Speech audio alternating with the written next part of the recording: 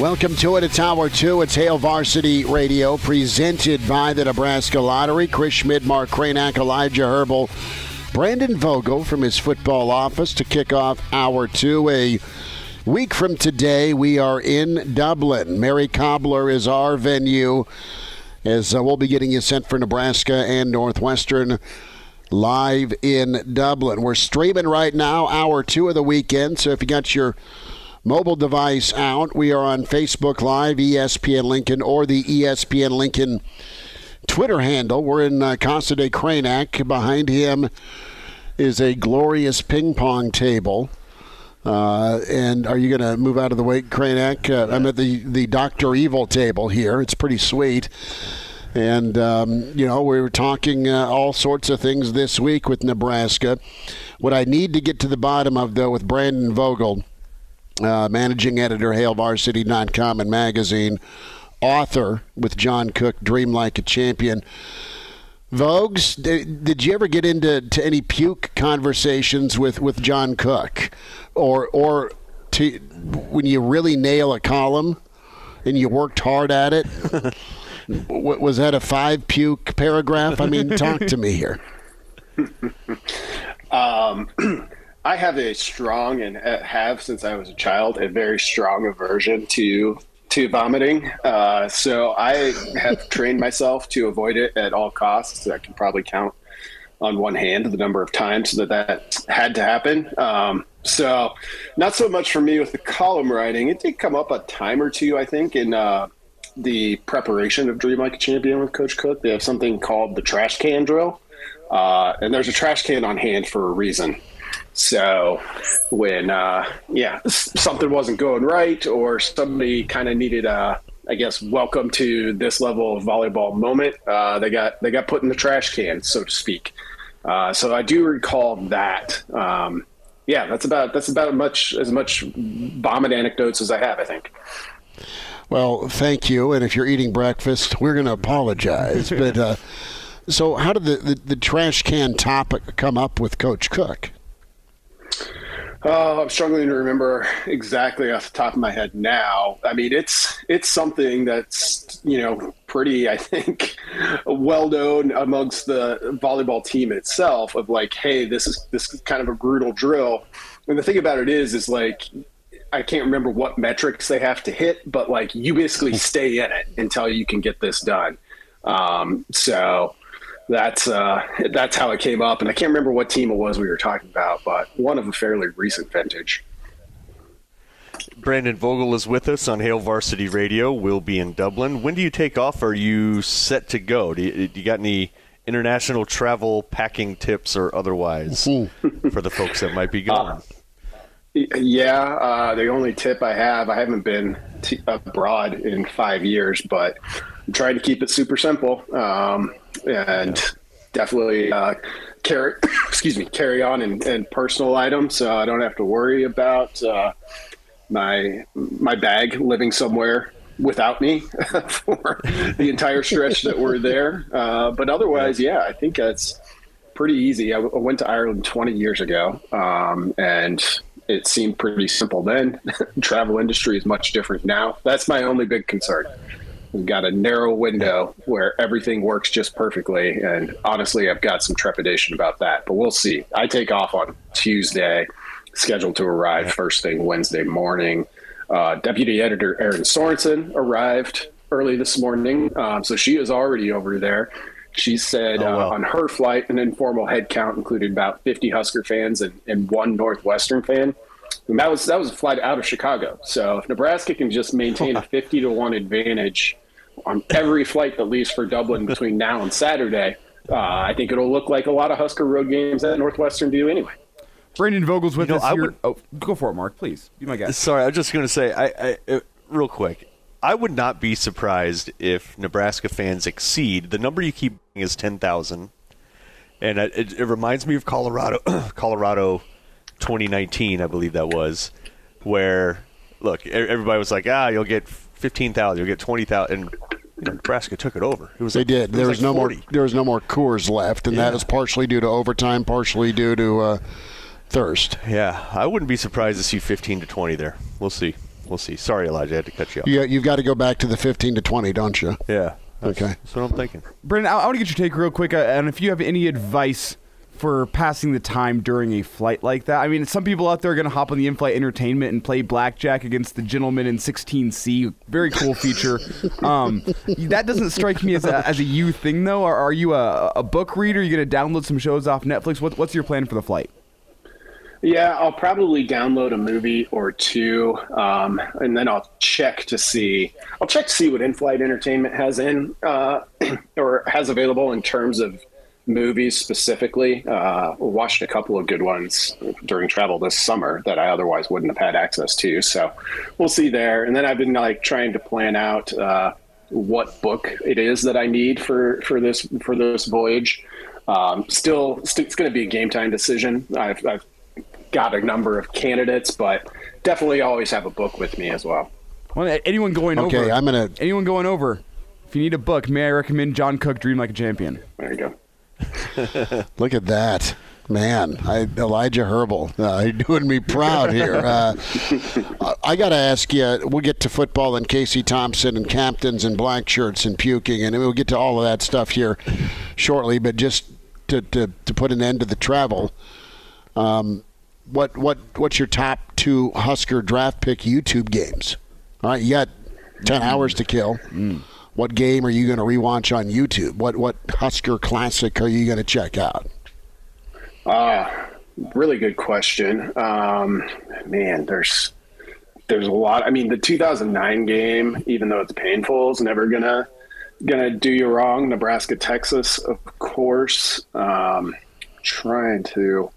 I can tell you, because I watched about half of it the other day, if you don't want a Nebraska game, the 1989 Pitt-Rutgers game in Dublin is available on YouTube with commercials, which is nice. You get a trip back to 1989. So I was watching that for a little bit yesterday. That's out there. Let's see. That 2014 Miami game, last I checked, this was a couple years ago, was available. That one's a ton of fun as well. So that's 2 to get you started, plus the wild card of, everybody needs to watch a little Rutgers football from 1989. Look at you diving deep. I appreciate that. Brandon Vogel with us. Vogues, you had Coach Frost name Casey Thompson the starter. Not a huge shock, but all 3 can play. And how do they get Casey ready for a week from today? We were talking about this a little bit yesterday. So what are you asking? I asked Jacob this, and I'm interested in your opinion with the script. We've not seen much of Casey outside of what we saw on ESPN and Fox wearing burnt orange a year ago. So his fit with Whipple and how that rolls out to get off to a good start a week from today. Yeah. Well, speaking of YouTube, some enterprising Texas fan put every one of Casey Thompson's snaps on about a 40-minute video, so you can get that one if you need in-flight entertainment. That's not a bad place to start.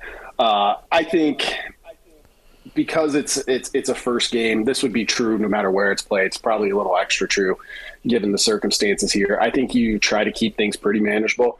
I think you try to go through the plays. I mean, Whipple's talked about a lot about, he'll go to his quarterbacks and say, hey, what are you comfortable with? So you lean pretty heavily on those. I think you dial up a couple of shots that Northwestern probably couldn't be prepared for and see how those go. But for the most part, I expect it to be pretty kind of calm and controlled. And, this has been the case for Nebraska for most of the past 4 seasons.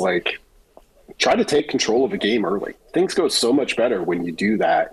And I would expect that goal to be reflected a little bit in how Nebraska comes out offensively in particular.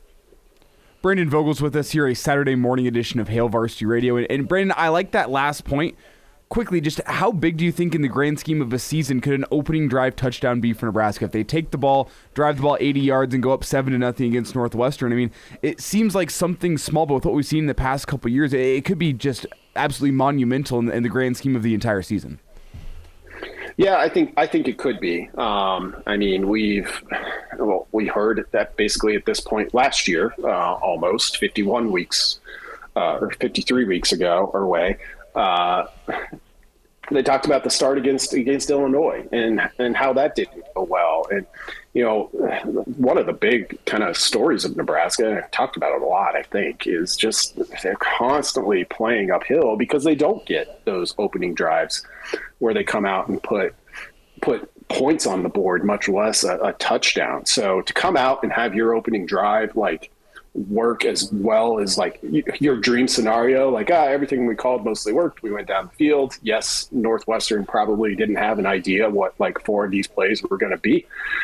So it might be a little bit of a false positive to a degree there, but that's okay. It's still a positive for Nebraska and for a team that has struggled to do that so much in the past. But we have also seen have a tendency to things kind of fall apart pretty quickly. You look back at kind of the 1-score games a year ago, that's certainly been the case. Just getting that little bit of, hey, we went out and did what we wanted to do would be pretty big. On the Scott Frost radio show this week, he kind of went position by position and gave his breakdown there. And in true Scott Frost form, he's consistent that he's always very praiseworthy of his team. And if you're just listening to that show alone, this is a playoff team, right? He's really bullish on every single position.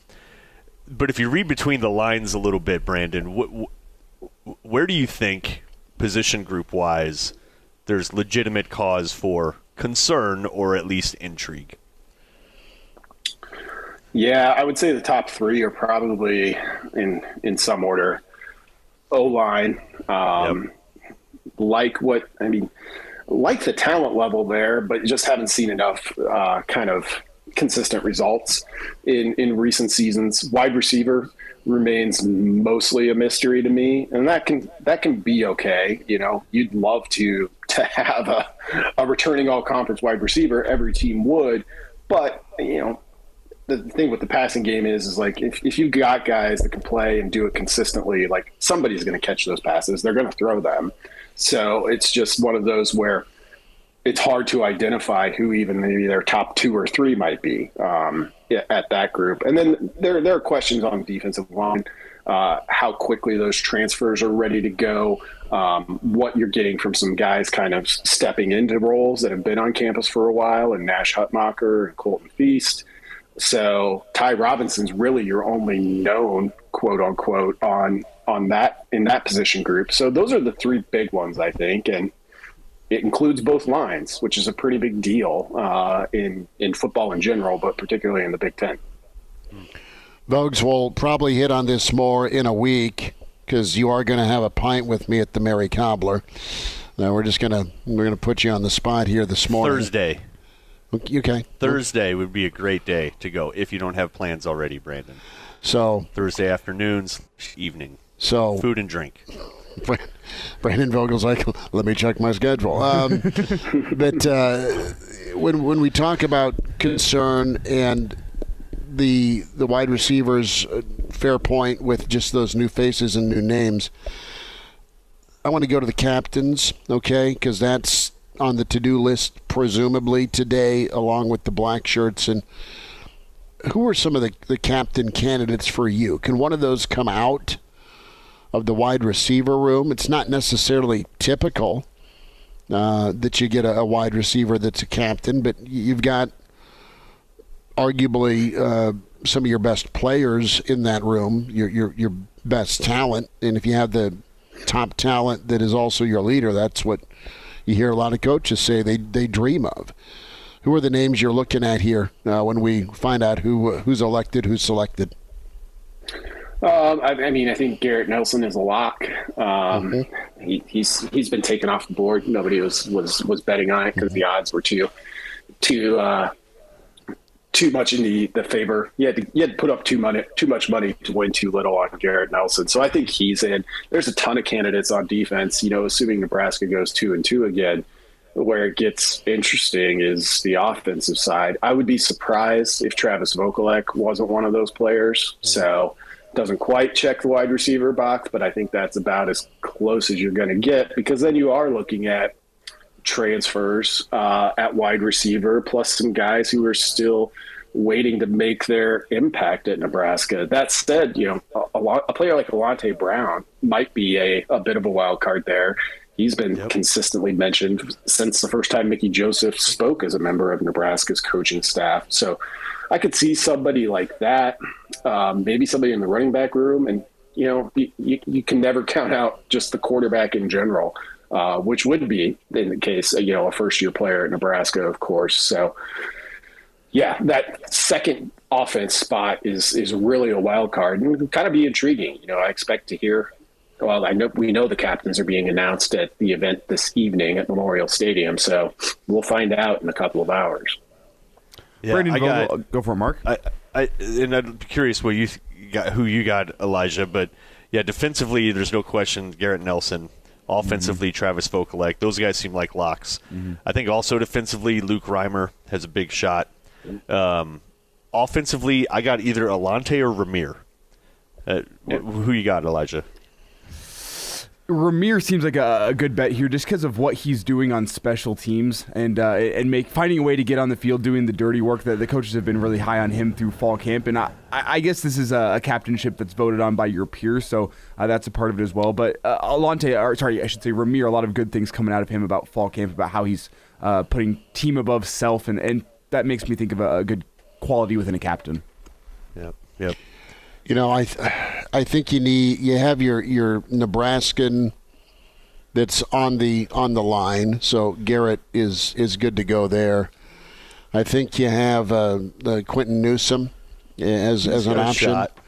Right? Because you need someone in that secondary potentially but I like Reimer a lot. That's what I'm saying. I really like Reimer offensively. Maybe it's Corcoran. Because I would like an offense, but you need to be able to do more on the field, and it's not that he can. He's not played a lot. Yeah. Yeah. So Vokalek, and I think Vokalek, Ramir, Nelson, and Newsome. There's your four. That'd be good. What's the Casino Casa de Vogel say about that? What are the odds on that? I probably, at Brandon's Sportsbook, we're offering attractive odds on Ty Robinson. And if I weren't prevented from betting at my own Sportsbook, I'd throw a little on there. You're probably talking like 8-1. So, you throw a 10 spot or 20 spot on that, come away with dinner for the night. Well, we're sitting here like trying to match it, like, you got to have a guy from the secondary, you got to have a guy from the offense line. And this is voted on by the team. I don't think that's how the team is thinking about it. I think they're probably picking the four guys within the team that sure. they listen to and are actually leaders within the program. So for as much thought as we put into it, we might be putting more thought into it than the team actually is. Yeah. Very fair. Yeah. Vogues, real quick, thoughts on Northwestern here. What is scaring you about the Wildcats a week from today? Yeah, so they've got maybe the best left tackle in college football entering the season, and they've got a really good defensive end as well. In fact, looking at how much there is to sort out for Nebraska on both lines, I think it's fair to say they've got the top two players in this game at those two respective spots. So that has the potential to get interesting. Got a couple of good running backs. Cam Porter's coming off of an injury. Pat Fitzgerald has said he is content to kind of gradually work him in. So we'll see how much he's ready to go right away in week 0. But their leading rusher from a year ago, Evan Hull, rushed for over 1,000 yards. So I think it'll be pretty clear offensively. That's what Northwestern will hope to do. Run behind Skoronski, the left tackle, with two pretty good running backs, keep things manageable for quarterback Ryan Helinski. I mean, like a lot of Northwestern teams, I don't look at the roster and say who scares you on the outside. So that's, a pretty big question mark. And also the defense really took a bigger step back than I think was even fair, or what I even anticipated for a team that lost a ton of returning production going into last season. So they've got a little to work back from there, but kind of have a really good all conference caliber player at all three levels. So Northwestern's in the mix with where they typically are on their every other year schedule. Like, I mean, they're starting lower, I think, than they do typically in the past. But, like, if they go on a run this year, it wouldn't shock me at all. I wouldn't say it's probable, but it wouldn't surprise me. Brandon Vogel, hey, quickly, the red-white game for volleyball is tonight.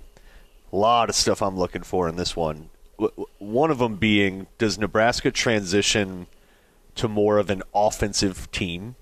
I feel like they have that firepower and that potential to, really highlight a couple finishers. Is Kinsey Knuckles realistically, Cook mentioned it on his radio show, that they're trying her out in the front row. I mean, she was a libero. She's 5'8". Supposedly she can touch rim. Do you think she's a legitimate option there? I think so. I think, Cook doesn't usually fly a bunch of false flags with those sorts of things. So I wouldn't be surprised if we got a pretty solid look at it, maybe starting tonight, but even through non-conference play to see what she can do. And, she's been a player who's consistently mentioned as just uber athletic. And we obviously have seen that in the back row. It becomes a little strange. Like, we're used to volleyball being dominated by, players that are 6'2", 6'3", 6'4", or taller in the case of some schools. But athleticism still translates. So I wouldn't be shocked there. I'll be real interested to watch the middle blockers tonight. And then also just to see, it's an inter-squad scrimmage, so things will be a little bit different. But, like, let's see where Nicklin Hames fits into this whole thing. So it'll be an interesting night for Nebraska volleyball. I think the most impressive thing there, though, is she can touch rim. Can anyone in this radio broadcast, quick straw poll, can any of us touch rim? In my best days, I can touch the bottom bracket part. I could get net, like. Yeah. But, dude, you're like 6'7". Can't touch rim. No hops, dude. No hops whatsoever. Well, look. By next week, Elijah's going to be 6'9". Look, this is preseason number 1, Nebraska volleyball. And no, I know. They're incredible. And then I want to see Kennedy Orr, how she handles an offense for an entire match. I don't get the sense that Cook is super pleased with her yet. I don't know if it's a motivational thing or what. Brandon, but are you picking up on that too? Like, I don't think he's super high on her at this moment. Yeah, it's, having Hames, it's kind of like, okay, we set this up for you. Nicklin made the decision she made, so it's go time. I think it could be at this stage still a little bit motivational. I mean, everyone raves about how good of a player she is. The difference with Cook is he knows, like, what kind of setter you need to, basically win the Big Ten and win a national championship potentially.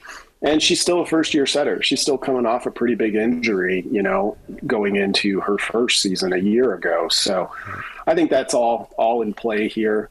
So it'll be interesting to get a look with her. She's taller than Nebraska setters have been recently, which has the potential to get pretty interesting. But yeah, there's still some ground to cover, I think, with Nebraska at that position. Yeah. Brandon Vogel with this Hail Varsity Weekend Edition at Brandon L. Vogel on Twitter. Vogue's off to Dublin this week. We'll join him later in the week. Vogue's, take care. We'll check in with you across the pond. Thanks so much for this morning. All right. Thanks a lot, guys. Thanks, Brandon. There he is, Brandon Vogel from his football office. Yep. Weekend edition continues on. A quick timeout. The Iron Horse, Gary Sharp, will be with us. He had a great call last night with Bell West and Prep, a thriller to get week 0 kicked off. And the week that's been with Nebraska football camp, Coach Frost and some players tomorrow at Memorial Stadium before they head out. Weekend edition Hail Varsity continues, presented by the Nebraska Lottery. Glad to have you back. Yes, sir. You heard me right. Here are the guys, Schmidt and Kranak. Well, Hector, here's the game plan. You're going to bring us 2 absolute martinis. You know how I like them, straight up. And then precisely 7.5 minutes after that, you're going to bring us 2 more. Then 2 more after that every 5 minutes until one of us passes out. Excellent strategy, sir. Well, no martinis this morning, weekend edition. It's Hail Varsity Radio, presented by the Nebraska Lottery. Can we get Bloody Marys over in Dublin? Yes, absolutely. Yeah, they'll have those. Okay, I'm just... Yeah, definitely. We won't be frowned upon because a week from today we'll be on over there at 1 o'clock, I think, right? Yeah, it'll be 1 o'clock. So we'll be on at our normal time here on Saturday mornings. Yes. Here in the States. From Dublin, from the Mary Cobbler. From the Mary Cobbler, 1 o'clock. That's about when stuff gets cracking there. The kickoff is at 5:30 local time in Dublin. Yes. 11:30 here. We'll be, a football throw away from the stadium. A good punt. Not a bad punt. Yeah. A good punt away from the stadium. Won't be too far away, and so we'll have you covered same time as now next week, and then after the game too, probably within a half hour or so. Elijah's going to kick things off on the post-game show, but then we'll have a live check-in from Dublin. This is assuming that we can get through all the weird privacy internet rules that happen in Dublin. There's a little bit of nervousness about our technical setup, but we are going to endeavor to have that all sorted out on Thursday. The old data plan has been ramped up and amped up. I think Chris knows what a VPN is. I've tried to explain it to him one time, and he was a little bit lost. Exactly. We may have to do that. I'm going to look into that. That's actually a really good call-out. Schmidt and Tech are no bueno. We welcome in the Iron Horse. Gary Sharp with us. Sharpie, can you help me out with my tech problems? How are you? What was that you said? I was actually really worried for a second. I was like, what's going on right now? Brother, it's a week. You excited? You know what? It's it seems like at times, like yesterday, camp has gone on forever. And at other times, it's like, whoa, all of a sudden, it's week 0 of high school football last night, and a week from today is the start of the season. And it seems like we were just talking about the spring game, but it's here. I will say this. After this past week, all the good and the bad that was involved around Nebraska's football camp, God, we need football. God, we need a game. I mean, we're to the point where we don't like each other, just like the players. We're fighting with each other. Everybody needs a game, and we're just a week away before we get that game. Gary Sharp is with us on Hail Varsity Radio. You heard Scott Frost talk about his team this week on his weekly radio show where he went position by position. He's bullish on all of them, of course. Gary, where do you think it's legitimate that he should – because he's excited about every position group, and he always is. Where do you think that's legitimate and actually well-founded? Because, there's no way that all of them are going to be fantastic, we don't think. No, okay, Which one do you think he legitimately is bullish on and he's justified in believing that? Running backs on the offensive side of the ball. I think that's a really good room where there's a lot of competition and guys are making each other better, and it's a well-coached room where even if your frontline guys aren't outstanding, you've got A.J. Allen that is coming, guys. I don't know when he's going to arrive, but he has had a really good last 2 weeks, and he looks like, wow, that's what a Nebraska running back should look like. So I think the running back room is in really good shape, and I actually think that's going to be a strength of Nebraska is running the football with those running backs. Now, on the other side of the ball, how can you not be excited about your edge rushers? I think you've got some talent there. You've got some guys that have played some football that are really, really good. And then I think you like your inside linebackers. Now, I don't think you like your depth behind your inside linebackers, but you like those two guys. And then I think there's a growing belief in your secondary has come away. I will tell you, one of the bigger developments in fall camp is that Tommy Hill has arrived. We saw him in the spring, and you're thinking, okay, this guy's probably going to start. But, man, I was a little bit underwhelmed in the spring. His head was spinning. But he has had a fantastic camp, and he has some dog in him. That's a word that Travis Fisher likes to use. That Tommy Hill has done a good job of solidifying that spot. So I think in the back end there's a growing belief that you like that area with your quarterbacks and your safety. You like your edge rushers. You like your running backs. Outside of that, I think I like, but I don't love other position groups. And then there are, of course, I believe the line of scrimmage, offensive line, and interior defensive line. You go, hold on, let's just be functional. Now, Gary, for the type of individual out there, the casual Husker fan who, a week out of Dublin is scrolling through the podcasts out there and finds Hail Varsity Radio and goes, you know what, I'd love to get a little preview here before this game. Who's a potential breakout candidate among the guys that may be a little unheralded among casual Husker fans that could have a huge game against Northwestern and could really make a name for themselves among the Husker faithful? Oh, a huge game against Northwestern. Gosh, the people would not know. Maybe one of the backup tight ends. I will tell you, I'm going to stick with this. Travis Vokalek. So people know Travis Vokalek, but Travis Vokalek kind of played a little bit in the shadow of Austin Allen last year. Mm-hmm. Travis Vokalek has had a really good fall. He's going to be named one of the captains today, by the way.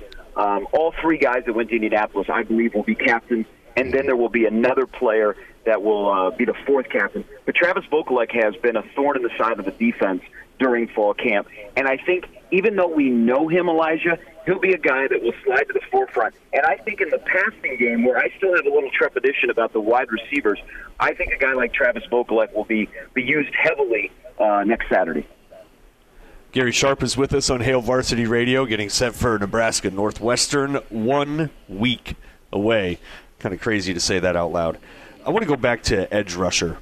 And am I crazy in thinking that Caleb Tanner could actually be the breakout guy?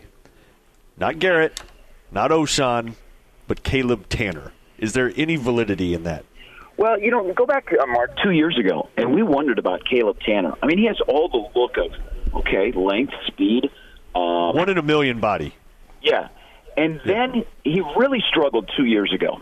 And then last year, I thought quietly, Caleb Tanner had his best year as a Husker, and he got better as the season went along. My only thing that stops me from going all in on what you're saying was last year the ceiling for Caleb Tanner, and if he gives that to you again this year, is that okay? Which you could say, yeah, but you would think that he came back for a reason to make that jump.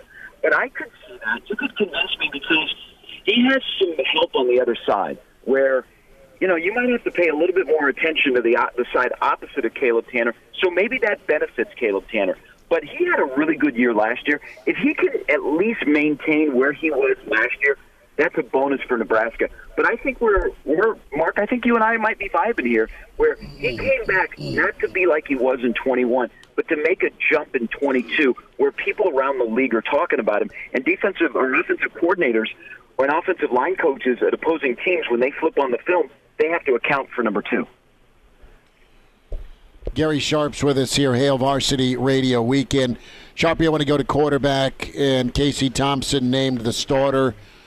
What's that mean for this offense, and what do you envision the ask of Casey Thompson in this offense from Coach Whipple?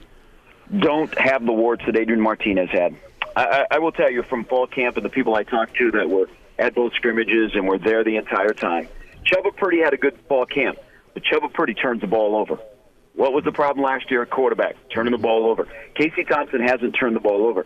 Now, Casey gets a little bit of a reset because he's got a brand-new phone. And how does that affect him? But what they're going to ask Casey Thompson to do is to play smart, efficient football. I think Nebraska will run the ball a lot because I think right now that is their strength. I don't think a straight drop back is advisable for Nebraska because I think that offensive line as a whole has trouble pass blocking. But when they ask Casey Thompson to throw, I think you're going to see a high percentage of intermediate passes where he can just play pitch and catch, and that's what they want. They really kind of wanted that out of Adrian, and that was not his strength. I think Adrian throws a more consistent, deeper ball than Casey Thompson does, but I think in this offense, to get guys in space, I think Casey will be better at the simple just pitch and catch and then have wide receivers or tight ends or running backs run after the catch. They're not asking him to be Superman, guys. They're asking him just to be very efficient, get guys lined up, get in and out of the huddle, get the offense moving down the field, and then make smart plays in the red zone.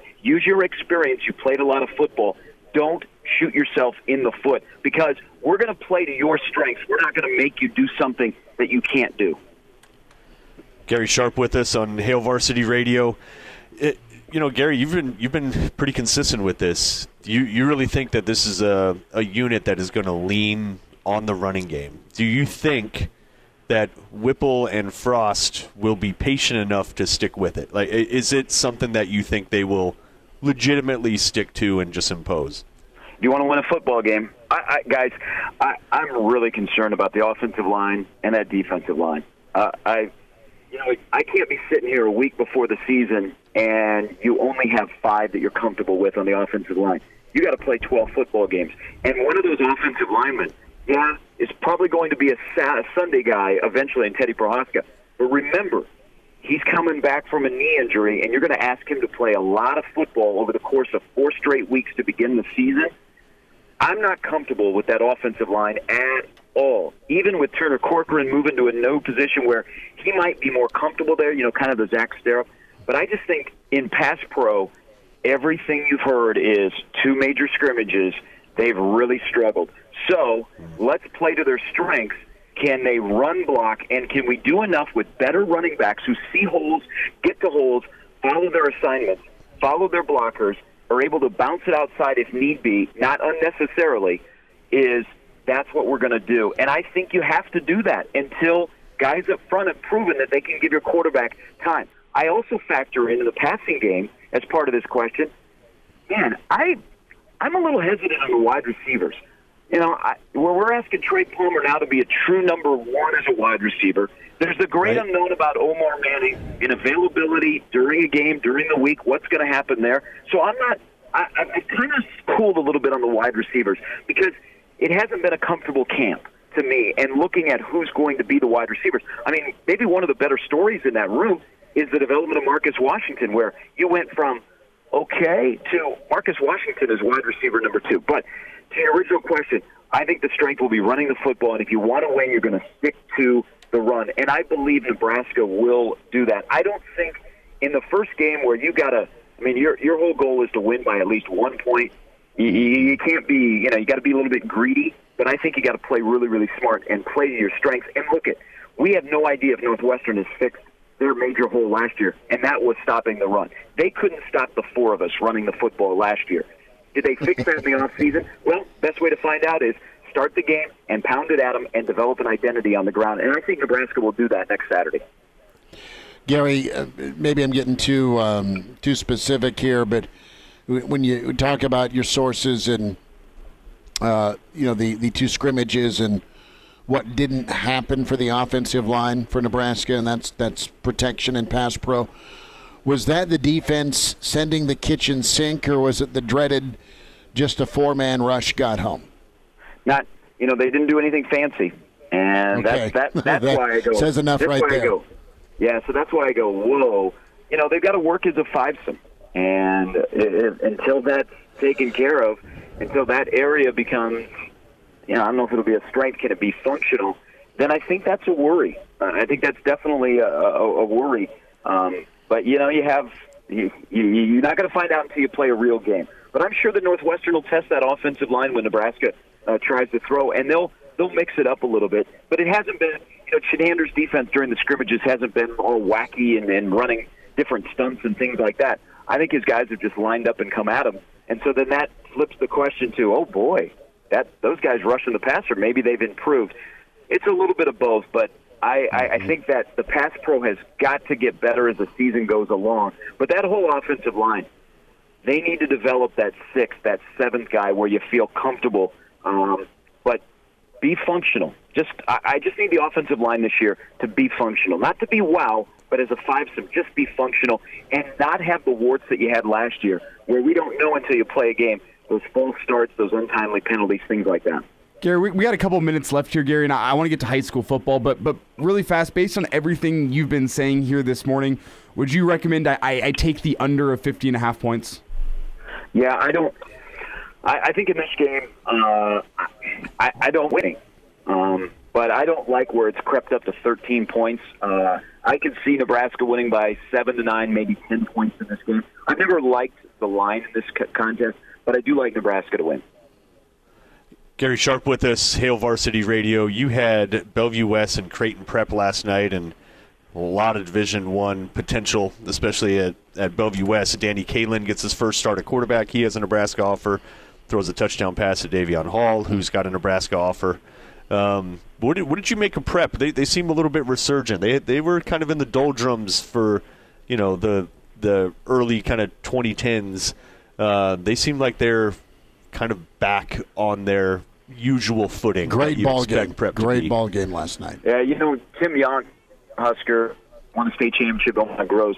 He's been at now for 6 years. He's got that program turned around. I mean, they are big. The problem, though, is they're going to find a quarterback that can complete a forward pass. They have Marty Brown, a steal for North Dakota State. They're running behind one of the bigger offensive and the more experienced offensive lines in the state. And Sam Sledge is the real deal, guys.